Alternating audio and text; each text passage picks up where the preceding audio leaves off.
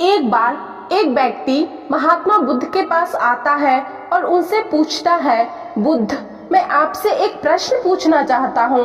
इस पर महात्मा बुद्ध कहते हैं, तुम्हारे मन में जो भी प्रश्न है तुम मुझसे पूछ सकते हो।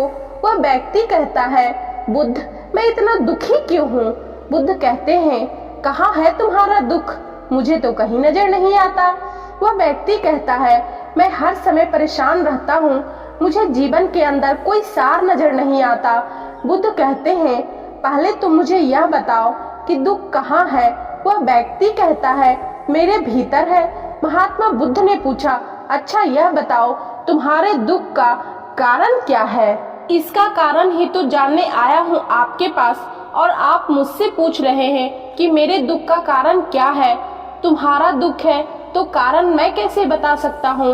महात्मा बुद्ध ने कहा। वह व्यक्ति थोड़ा चौंकता है। बुद्ध, आप तो अंतर्यामी हैं, आप तो पता कर ही सकते हैं कि मेरे दुख का कारण क्या है। वह कहते हैं, बस यही एक गलती तुम कर रहे हो अपने जीवन में। तुम किसी और के भरोसे बैठे हुए हो कि वह समस्या का समाधान कर दे। तुम्हें लगता है मैं बुद्ध हूँ इसलिए तुम्हारे दुख का निवारण कर सकता हूँ। बिल्कुल गलत सोच रहे हो तुम।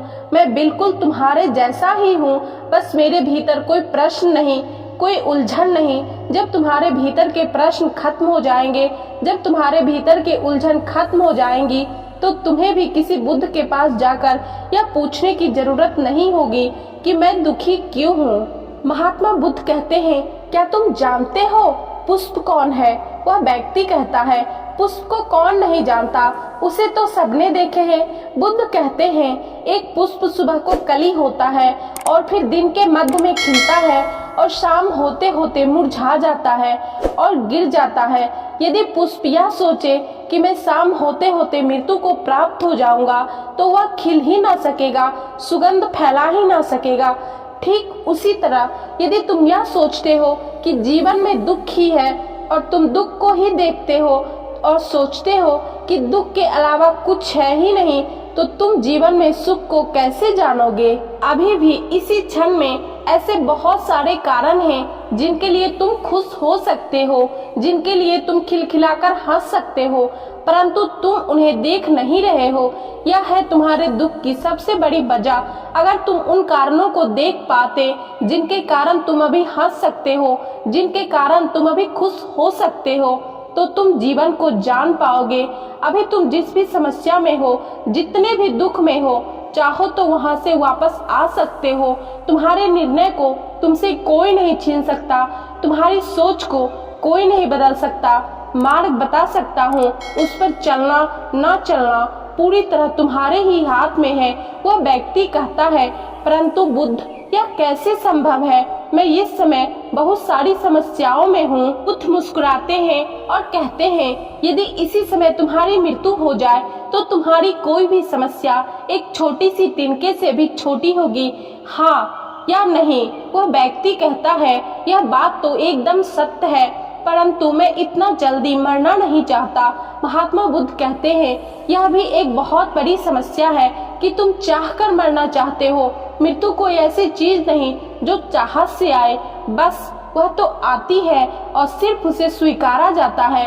यदि तुम देख पाए कि मृत्यु अटल और जीवन में सुख दुख आते रहते हैं, तो तुम एक स्थिरता के साथ जीवन जी सकोगे। और यदि तुम्हारे जीवन में स्थिरता आ गई, तभी तुम जान सकोगे कि तुम्हारे दुख का क्या कारण है।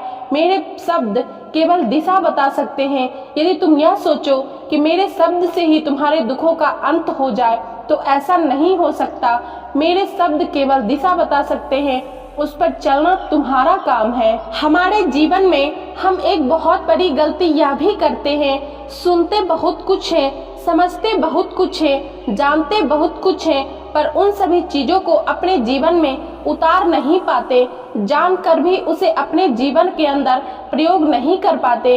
यदि हम अपने जीवन के अंदर बदलाव चाहते हैं, तो हमें अभी इसी क्षण में सुख को देखना होगा जो हमारे जीवन में। जब हम सुख को देख पाएंगे तो जीवन में केवल दुख ही नहीं, सुख भी है। और जब हम सुख और दुख दोनों को देख पाएंगे, तो तो हम यह पाएंगे कि सुख ना हमें बहुत अधिक खुश कर सकता है और ना ही दुख हमें बहुत अधिक परेशान कर सकता।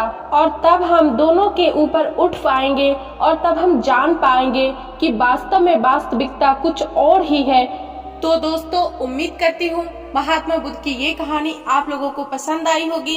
यदि हाँ तो वीडियो को लाइक जरूर कर दीजिएगा और चैनल पे नए हैं तो चैनल को सब्सक्राइब करके बेल नोटिफिकेशन जरूर प्रेस कर लीजिएगा, ताकि हमारे चैनल पे आने वाले अगले सभी वीडियो का नोटिफिकेशन आप लोगों तक पहुंचता रहे।